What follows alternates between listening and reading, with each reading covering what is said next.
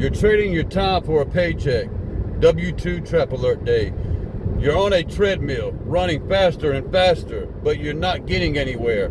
That's the W-2 trap, and it's built to keep you broke. The only way to escape the W-2 trap is to build assets that make money while you sleep.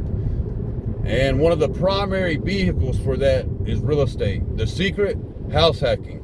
You see, you buy a duplex, triplex, or fourplex and live in one unit while your tenants pay your mortgage. It's not sexy, it's not passive at first, it's boring, and it's a marathon, not a sprint, but it gets you out of the W-2 trap and puts you on the path to financial independence.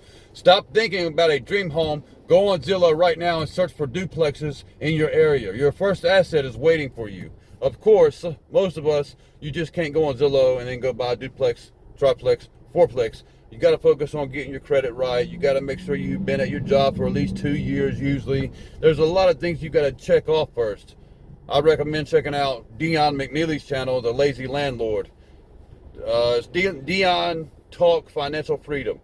That's a good place to start. Thank you so much for watching, and boom!